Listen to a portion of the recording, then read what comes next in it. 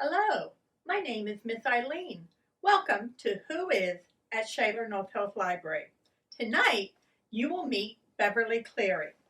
Children's literature trailblazer Beverly Cleary, born in rural Oregon in 1916, has penned more than 40 books, including the beloved Ramona and Henry Huggins series. Cleary has been awarded numerous honors throughout her life, including the Library of Congress Living Legend Award, which she received back in 2000. And you've sold more than 90 million copies of her book. I have to say, Mrs. Cleary, our show has had many guests: Lucille Ball, Harry Houdini, Susan B. Anthony, but most of them have been dead for a long time before coming on our show. You died very recently, this year, in fact. Yes, I did. I died just last month, March 25th it was, and just a little bit shy of my 105th birthday. And I have to tell you, though, Miss Eileen, first of all, I really want to thank you. I want to thank you for that wonderful introduction. But I want to tell you that as soon as I got to the afterlife, as soon as what I like to call heaven, okay, as soon as I got there, I bumped right into Sherry Lewis. And she had told me, and the first thing that I wanted to ask her was, what was it really like meeting Miss Eileen? Because, of course, I was a big fan of your show when I was living. I mean, I was with you guys right from the beginning, Harry Houdini. I've seen them all. I have them. You know how some people know all the words to Monty Python and the Holy Grail? Yes. I know all the words to every one of your shows. I am a big fan. And I love fun food for kids, too. And I am just thrilled that Miss Kathy is here because, Miss Kathy, I fell in love with you when you were doing Magic Treehouse. Aww. That's when I first fell in love, and I followed you throughout all of your shows. I can't say which one's my favorite. There's Steam, the superheroes, the Steam. I love them. So, I mean, a lot of people wondered. Here's the thing. I could have been 105, right? But then I might have missed being on the show for April. So I was given a choice. Check out a couple weeks early and do the things I need to do to be able to come back here and be on guest shows. But I said, no, I wanted to meet you. Well, thank you. Miss Kathy and I and the library and all of our viewers appreciate that. Oh, I'm thrilled. So we really appreciate you coming on this show so soon after your death. I imagine this is a busy time seeing old friends again after so long. Your family, your husband. We're honored to have you on the show so soon after your transition. Yes, and you know what else is interesting, Miss Eileen? And I think that I can reveal this. I think I can. Everybody will find it out eventually at different time. But I noticed something about your guests when I would watch. Many of them, I think Houdini, I think Lucille Ball, and one of the other ones had on some Bethel Park Blackhawk gear. And I thought, how strange. And I think you even mentioned that on the show. Well, apparently the Bethel Park Blackhawks are the official team of heaven. And we all get gear when we get there. So that's why. Isn't that strange? But it's fun. Okay. So you were a children's librarian before you became a children's author. I was a children's librarian, yes. And a lot of people say things about librarians. They say that librarians don't like people, that they're always shushing, that one of the reasons you become a librarian is because you're antisocial and you like books more than human beings. And that's all true. I don't think so. No, I don't. Okay. So how did you learn to write and what guided you in your writing? Well, for me, it was always about the Magic 8 Ball. And whenever I would need an idea, I no, I'm trying out. One of the things I want to do, and maybe we'll get to this later, in my next life, in this second life, I want to do some stand up.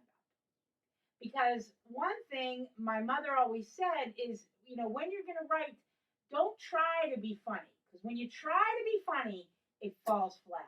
And so I never tried to be funny, but now I want to try this. I want to try new things. So, but in all honesty, I really didn't like reading. I didn't. I was not one of these early adopters. Like, I love to read. I learned how to read before I was born. That kind of thing. I was a struggling reader, and so that's why I think it's so important that children are exposed to all different kinds of books with all different kinds of characters and characters in which they see themselves so that they can fall in love with reading just for what reading is, the story, not an assignment. Yes. And I'll tell you the truth. I had a teacher in first grade, and I saw her April 1st. I couldn't believe it. There she was. I'm walking around. I'm getting my Bethel Park gear. I'm meeting different people. I saw Judy Garland. I saw Lena Horne. I saw all these great people that all your young fans are just, can't wait to meet. I saw Peggy Lee. And there I saw my first grade teacher. And I won't say what her name is because that would be indiscreet. And I can't even remember it. But I actually thanked her because in first grade, she put me in the lowest reading group. There was like the Bluebirds, the Redbirds, and we weren't supposed to know by what name group we're in. And I wonder if any of you kids out there have ever been in this situation. I hope not. I hope they don't do this anymore. But there was the Bluebirds, the Redbirds, and we were all supposed to be fine. And then there was the Dodos. And of course, I'm in the Dodos, and Mrs. Husenfosser is saying, you can't tell, they're all wonderful birds. That's all I'm saying. Okay. So I thought to myself, once I started to really love reading, it took off with me. But it was actually my students, when I was a school librarian, who encouraged me to start writing. Well, that's good. That's good. Yeah. So it is said that you would write and bake simultaneously. Is this true? Yes, it is true. Now, there were a lot of rumors going around that I would bake bread and that would help me, the aroma of the bread as it was cooking while I was writing, and that would stimulate.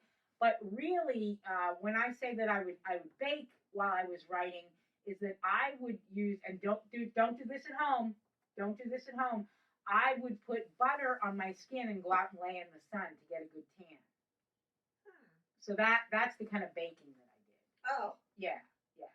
So tell us about your most famous book character. I hear she was created by accident, and this is Ramona, of course. My most famous book character, of course, is Dorothy Gale, and she was a young girl from Kansas. And, oh no, that wasn't me. That wasn't me. Oh no, yeah, Ramona, and she was really based on a girl that I knew who was always, she meant well, and I think Ramona reflects that even in the stories.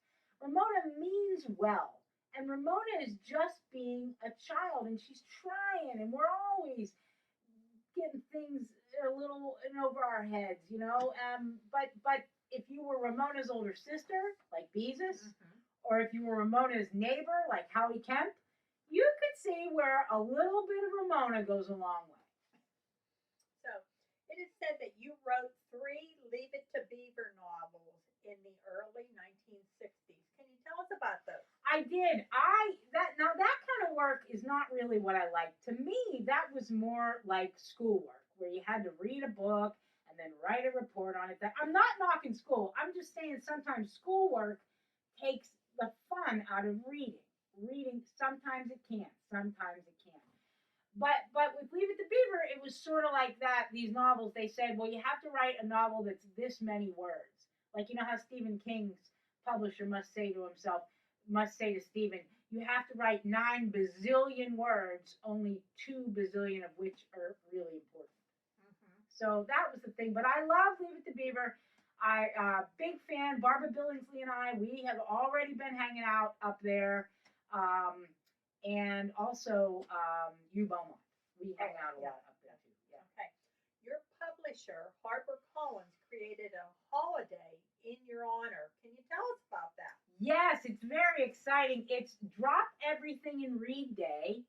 Dear, right? Dear, Yes. dear. Drop everything and read. And on this day, which is my birthday, right? April 12th. April 12th, everybody is supposed to, at certain times, drop everything and read. Now, there's one thing I do want to correct, though. You had said that it was HarperCollins that came up with that holiday. Yes. Actually, it was Levin Furniture because they needed something to sell. They have a traditional Easter sale, as you know, but Easter sometimes moves around. Sometimes it's very early, it's in January. Sometimes it's very late, and it's in September, October. But April, they thought, what can we do? What holiday can we have? We'll do Drop Everything and Read Day, and mattresses will be 50% off. Oh, I still think it was HarperCollins. It might have been. Okay.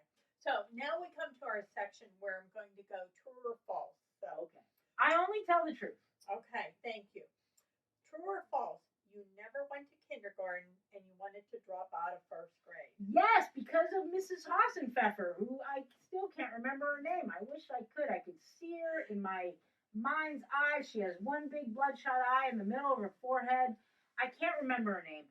But yeah, I didn't go to kindergarten. Kindergarten wasn't a really big thing back then, but it's really important now. And if you're 5 years old, friends, it's time for you to register for kindergarten because you're going to love it now. It's so different from when I was a kid because there wasn't any. In first grade, did not have a good experience in first grade. But that was mostly because the teacher didn't understand that every kid has a different learning style. And every kid is unique. And you need to really think about the person, not just a bunch of students. Miss Kathy, you know what I'm saying. You're a teacher. I get you. Yeah. So another true and false. Yeah. Did you stick your finger in an electrical socket? Yes, and there's more to that story. I stuck my finger in an electrical socket, and it's still there. Oh. Yep, it's still there. That's out in a little north of Portland in the place next to Voodoo Donuts, in a travel ways inn. So true or false? Yeah. Is it true that you had no access to a public library?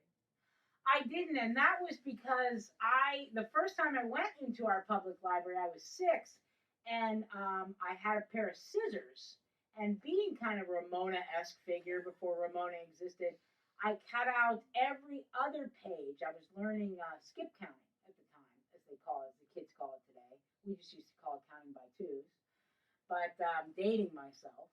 So yeah, and that's why. So I had no access to a public library. No, there wasn't. I grew up in this little place called Yam Hill. Some people called it Sweet Potato Hill. Nobody could tell the difference. Really, is there a difference? Okay. And and no, we didn't have a public library. Now there was a lady who drove around, and she would provide you with books, but not really. She would like grab a book and she'd say, "This is what you can't have," and drive on. Yeah. That doesn't sound good. No, So, it wasn't. okay. True or false? You wrote the book Henry Huggins for a young boy in Yakima, Washington. You know what? I did. And this, well, here's the deal. Kids would write me letters, and I was always very appreciative of that. In fact, as I kind of alluded to before, what started my writing career was there was a boy, and he said, "When are you going to write books for kids like me?" And that's kind of right, everyday life, and that's what got me started with Henry Huggins, right? Mm-hmm. So, at the same time, about the same time, I received 2 letters from 2 boys living in different parts of the country. They didn't know anything about each other at all, right? Mm-hmm. And they were both their families were both going through divorce. and they said, Mrs. Cleary, could you write a story about a character whose parents are going through a divorce? And that's what started through Mr. Henshaw. And they say it still holds up today, because that's the thing. Like these emotions are still there. Somebody once said to me, "Well, what made you think about writing the story about Ramona's dad being out of work?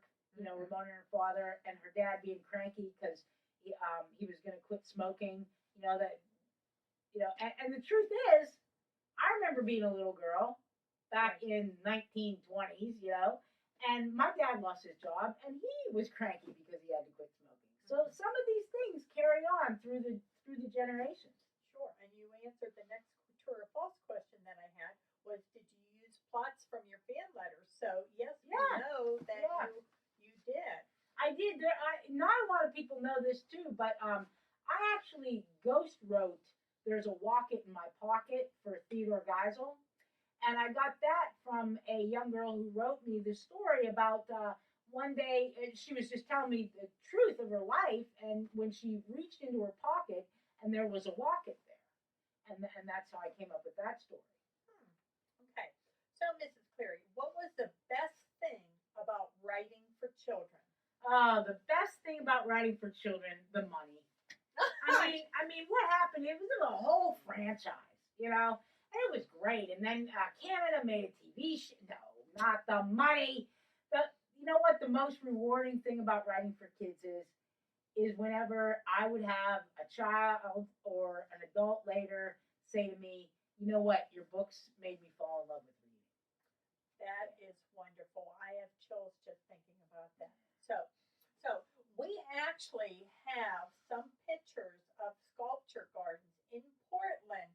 That's one of our children's librarians took when she went to Portland. No Can you way. tell us about the gardens? And I'm going to show Miss Kathy. I'll get a close up of that, Kath. Yeah. So here is this one sculpture, which if you can't distinguish, that's Ramona. And then here we have our children's librarian with Ramona. And then, who is that? That would be Ribsy. That would be Ribsy. And then Henry, of course. So very nice. That was amazing. Neat.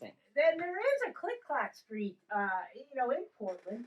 And I've had people tell me that when they've gone to Portland, and I don't know if your children's librarian did this, but they looked up that street, to see, to imagine where Ramona and her friends lived, and even Susan, her great enemy.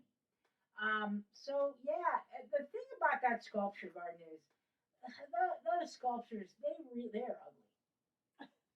Well, for how many years? Let's be honest. No, that's relatively new. I mean, that's maybe only like 30 years old. Oh. Maybe 40. At most 40 years old. Because I think it was, it was ugly. But that's okay. Okay. So now you didn't do many interviews in the last decade of your life. And so I wonder, what have you thought about what has been happening in the book publishing industry lately? The movements like Own Voices and We Need Diverse Books. What do you think about these new efforts in children's and adult literature? I think that they are incredibly important. For example, I read, Grace Lynn, she's an author, she's living. She gave a wonderful TED Talk a few years ago in which she talked about, as an Asian American growing up, all the books that she read were about white kids. And she did not see herself represented in these books. And Grace Lynn, her whole theme of this book TED Talk thing was that children need to see books like a mirror and books like a window. So there were tons of windows for somebody like Grace Lynn. She could see kids like you and kids like you, right? Mm-hmm. But she couldn't see any book that reflected back to her the beautiful child that she was. And so I think that's why it's really important that we have people of the same, and we allow authors of color and authors of those same representations about whom they're writing these books and telling their stories. If you think about it, when I started writing, I mean, why did I start writing? Because a boy had said to me, "Where are the books about kids like us?" Now, I wasn't a known voice. I wasn't a boy, right? But and the same thing with the mouse. A mouse had come to me and said, "Where are the stories like me?" And I wrote the book Mouse and the Motorcycle. Just kidding. But do you see what I mean? And the young boys that said, "What about books about families who are going through divorce?" Right. It's so important. And so we do need diverse voices. Everybody has a beautiful story. And what's going to happen is if a young child of color sees him or herself or their self reflected in a story as a child, they're going to grow on to want to tell their stories, and their stories will be heard by children of all colors. And I just think that's beautiful. So I'm fully behind that. Fully. So what now? I mean, after 104 years on the earth, are there still things you haven't done? And what is the next big thing for Beverly Cleary? Well, obviously comedy. That's something that obviously, as you can tell, I have a great talent for, I think. And I'd like to do some things like that. There's so many different things that you can do in heaven. We have a running club. There's all kind of workout stuff that I might be getting into. I'm not sure about that. There's painting, origami. You can study all you want. You can eat anything you want, and you don't have to worry about any ill physical effects. Like it's heaven. I mean, it's not West Virginia. Which is almost heaven. As John, I know John Denver, right? Mm-hmm. Yeah, we're close. It's pretty cool. So there's a lot that I want to do there because remember, and I knew you were going to ask me that question.